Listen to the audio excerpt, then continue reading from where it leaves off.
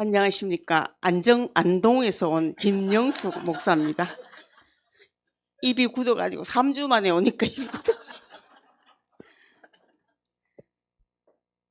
감사합니다. 10강 영성의 성장 원리 세 번째 로마서 8장 7절 육신의 생각은 하나님과 원수가 되나니 이는 하나님의 법에 굴복치 아니할 뿐 아니라 할 수도 없음이라. 배나무에 배가 열리기 위해서는 어떤 과정이 있습니다. 소가 새끼 한 마리를 낳는 것도 한 사람이 태어나 늙어 죽음에 이르는 것도 어떤 과정을 거칩니다. 마찬가지로 한 사람이 주 안에서 거듭나 영적으로 성장하고 성숙해져 가는 것도 역시 어떤 과정을 거치게 되어 있습니다. 그러면 우리는 어떤 과정을 거치며 영적 변화를 경험합니까? 첫째, 경험. 영적인 성장과 변화는 삶의 현장, 즉 경험이 반드시 필요합니다. 우리가 지난 날을 돌아볼 때 영적 성장은 항상 삶의 현장에서 일어나는 인생의 경험을 통해 일어났음을 보게 됩니다. 어떤 사람이 고난을 통해 주님을 만나고 영적으로 성장했다면 그 고난이 경험이 되는 것입니다. 경험이 없이는 영적인 변화도 있을 수 없다는 것을 기억한다면 우리에게 일어나는 모든 경험은 버릴 것이 없음을 알 수 있습니다. 네, 아멘. 15분 강의라서 저 요점만 얘기해야 될 것 같아요. 영성 성장 원리를 1번, 2번 잘 설명을 해 주셨고요. 그래서 우리가 영성 성장을 하려면은 현장이 필요하다고 그랬어요. 그래서 우리 가나안 나눔은 이렇게 멋진 현장이 있을 수가 없어요. 제가 아무리 생각해도. 왜냐하면 한 분 한 분을 대하는 방법을 제가 여러분을 통해서 제가 터득하게 되니까 얼마나 감사해요. 그죠? 상대를 알고 나를 알고 그죠? 매일매일 수련하는 마음으로 여러분을 대하고 있습니다. 그때그때 하는 얘기가 다 다르니까요. 그래서 영적 성장을 위한 원리는 현장 경험이 참 중요합니다. 그래서 어떤 파도가 어떤 문제가 와도 우리가 눈을 뜨면은 문제가 생겨 있잖아요. 근데 그것을 어떻게 처리하는지 요 영성 성장 원리에 탁 나오기 때문에 우리가 하나도 어려운 게 없다라고 생각합니다. 그래서 우리가 무슨 문제를 만날 때 이제 우리가 그 영성의 세 단계 배우셨잖아요. 애굽의 단계, 광야, 가나안 단계 배우셨잖아요. 그래서 어떤 문제가 일어났을 때 어떤 분은 늘 애굽에다가 적용을 하시는 분이 계세요. 그러면 애국은 육성이잖아요. 그러면 그게 잘 처리가 안 되죠. 그죠? 광야는 이제 이성이니까. 그러니까 하나님 말씀 외에는 다 버려야 될 것 같아요. 지금 저도 뭐 나이가 먹을 만큼 먹었으니까 이렇게 생각하면 다 세상 것은 그냥 다 편하고 버려야 될 것 같아요. 그래서 그걸 맨날 매일매일 버려야 되기 때문에 우리가 말씀을 보고 기도를 하고 성령님의 인도하심을 받고 그렇게 산다고 생각해요. 그래서 그것을 우리가 이제 어떤 그래서 이것을 가난에다 우리는 적용을 해야 될 것 같아요. 어떤 문제가 생기면 그죠? 그래서 우리가 뭐 삶을 살면서 물집에 어려운 것 겪을 수 있고 자녀 문제, 뭐 부부 문제, 사회 문제 여러 가지 문제를 만나는데 우리가 이렇게 말씀으로 항상 우리가 이제 현장을 경험하고 해석해야 될 줄로 믿습니다. 그래서 우리가 그의 심장, 하나님의 예수님의 심장과 예수님의 마음을 가지고 그분을 대할 때는 잘 대할 수가 있어요. 저는 이제 이렇게 간생을 했다고 그랬잖아요. 그럴 때 항상 제가 이렇게 기도를 했어요. 저는 이거를 잘 모르고 기도를 했어요. 예수 그리스도의 페토스, 예수 그리스도의 심장, 예수 그리스도의 마음으로 이분을 대할 수 있도록 해달라고 그렇게 기도를 했어요. 그러면은 그분을 대하는 눈빛과 이 마음과 그 사람은 에너지가 흐르거든요. 사람한테. 그래서 좋은 에너지가 나와야 돼요. 항상 긍정적이고 이분을 참 사랑하는 마음으로 어떤 거를 삶을 살고 계시더라도 그거를 잘 수용하셔서 받아들이시면 그것이 그대로 전달이 돼서 사랑으로 느끼시는 것 같아요. 그래서 이제 그분이 길을 찾아가는 것 같습니다. 두 번째, 말씀. 경험 다음으로 필요한 것이 말씀입니다. 우리의 삶의 현장에서 일어나는 경험과 말씀이 만나야 합니다. 그때 말씀은 우리의 경험을 해석하고 우리의 모습을 비추어 주는 역할을 합니다. 말씀 없는 경험은 우리의 영성을 부실하게 하고 경험 없는 말씀은 능력이 없는 이론이 되고 맙니다. 내 삶의 현장에서 일어나는 경험과 말씀이 만날 때 객관적인 말씀은 주관적인 말씀이 되고 나에게 들려지는 주의 음성이 됩니다. 네.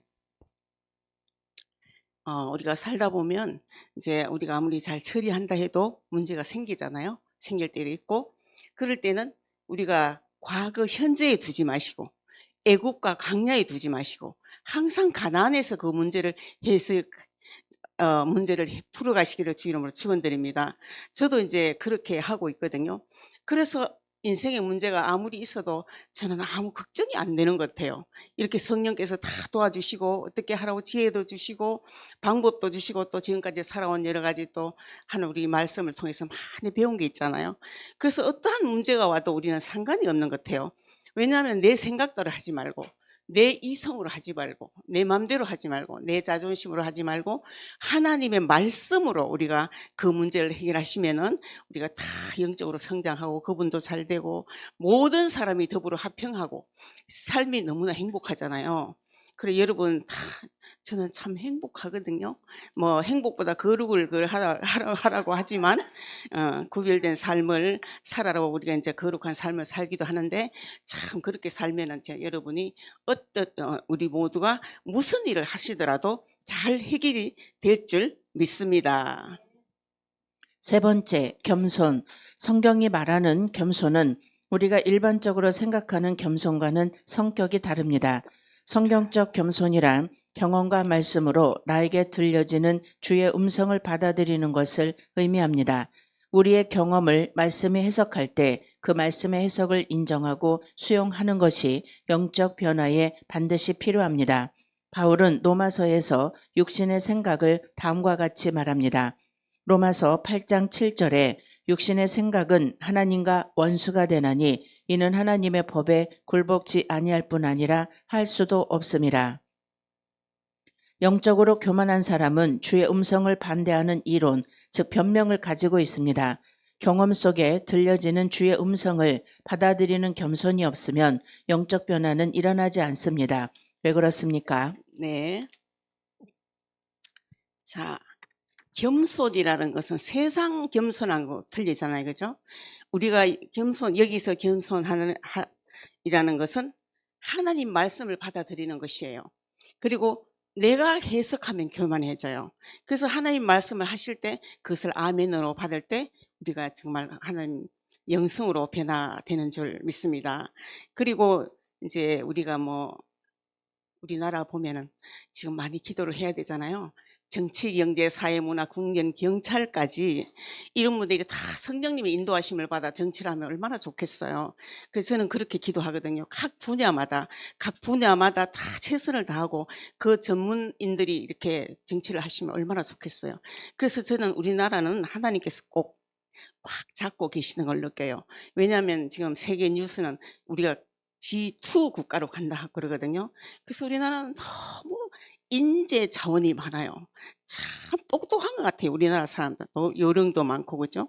그래서 우리가 별로 자원은 없지만 또 하나님께서 우리나라를 또 G2 국가로 가기 위해서 붙들어 주시고 또 우리가 제사장 국가라고 임명을 받았다고 제가 오래전에부터 들었거든요. 그래서 우리가 이 가나안 말씀이 온 세계에 전하는 제사장 국가의 말씀이 아닌가 싶어요. 이 말씀은 자기가 변하는 거잖아요.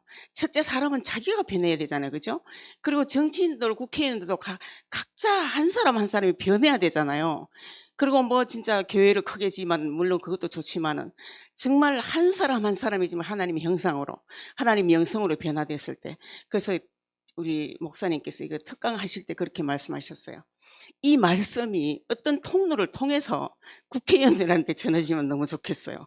국회에 와서 가나안 나눔을 강의를 하라 하면 우리가 얼마나 좋겠어요. 그죠? 그래서 그분들이 정말 세계를 그냥 참 잘 정치를 해서 우리나라가 정말로 세계를 많이 우리가 이제 복음으로도 물질로도 여러 가지로 나라의 세계를 정말 많은 영향을 끼치면 얼마나 좋겠나 그런 생각을 해봤습니다. 네 번째, 성령. 우리가 경험 속에 들려지는 주의 음성을 받아들이면 성령이 우리의 인생에 개입을 합니다. 성령은 진리의 영이십니다. 그러므로 주의 음성을 받아들이면 성령이 역사를 하지만 우리가 주의 음성을 거절하면 성령이 우리 인생에 개입을 할 수 없게 됩니다. 우리가 회개할 때 하나님의 역사를 경험하는 것도 마찬가지 원리입니다. 회개란 우리의 경험을 해석해주는 말씀을 인정하는 것을 말합니다. 회개는 우리가 하나님 앞에 겸손해졌을 때 할 수 있는 일이며 우리의 모든 이론을 하나님의 말씀 앞에 굴복시켰을 때 일어나는 일입니다. 네. 자, 우리는 성령님이 너무 계셔서 너무나 든든하잖아요. 이분께서 우리를 상담도 해주시고 어려운 일도 해석해 주시고 모든 것을 우리의 마스터 키잖아요. 성령님께 우리가 의지하면은. 그래서 성령님께서 해석해 주 성령께서 우리 하나님 말씀 앞에 우리를 굴복시킨다고 그러잖아요.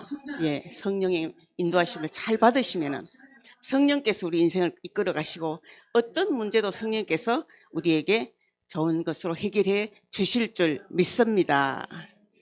5번째, 능력. 성령이 우리의 삶에 개입을 했다는 말은 성령의 능력이 임했다는 의미입니다. 성령의 능력은 죄의 능력과 권세를 파하는 능력입니다. 많은 사람들이 죄가 능력이요 권세임을 모릅니다. 더 나아가 자기의 능력으로는 죄의 능력을 이길 수 없음을 모릅니다.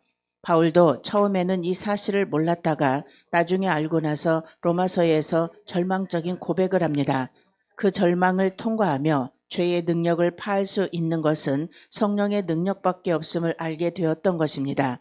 어떤 과정을 거치며 나무가 열매를 맺고 아이가 성장을 하듯 우리가 주 안에서 영적 변화를 경험하려면 반드시 경험, 말씀, 겸손, 성령, 능력이라는 과정을 거치게 되어 있습니다. 네, 아멘. 우리가 지금까지 5가지 해왔잖아요. 절대 경험을 해야 되고 말씀으로 받고 겸손으로 말씀으로 인도하심을 받고 이제 성령의 능력을 해서 성령님 인도하심을 받고 이제 5번째 능력인데 하나님 나라는 말에 있지 않고 능력에 있다고 그러시거든요.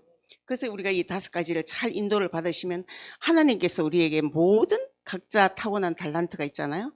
그 달란트를 발휘하시도록 하나님께서 능력을 주시는 거예요. 그러면은 정말 어디를 가도 우리 가나안 우리 좋은 부대가 있잖아요. 그래서 세계를 다녀도 다 기적이 일어나는 것 같아요. 갈 때마다 기적이 일어나는 것 같습니다. 사울과 다윗이 우리에게 주는 교훈이 있습니다. 두 사람은 삶의 현장에서 하나님께 죄를 범하는 경험을 합니다. 사울과 다윗에게 하나님의 말씀이 임했습니다. 그들의 경험이 말씀을 만난 것입니다. 사울은 변명을 했고 다윗은 회개를 했습니다. 한 사람은 말씀을 거부했고 한 사람은 말씀을 인정했습니다. 사울은 성령의 능력이 떠났고 다윗은 성경의 저자가 되었습니다. 오늘 또 우리는 하루를 살 것입니다.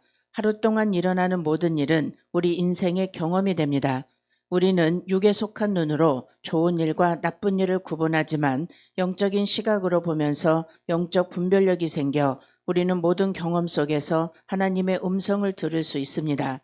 그러기에 범사에 감사할 수 있는 것입니다. 우리의 기도 중요합니다. 주의 음성을 들을 수 있는 귀가 있어야 하고 들려진 음성을 받아들일 수 있는 겸손만 있다면 우리의 경험은 아주 귀한 것이 됩니다. 그런 것을 아는 사람은 고난당한 것이 내게 유익이라 라는 고백을 합니다. 오늘도 우리의 경험과 말씀이 만나 우리에게 들려줄 주의 음성을 기대해 봅니다. 네. 자, 사울과 다윗 얘기를 너무나 잘 아시잖아요.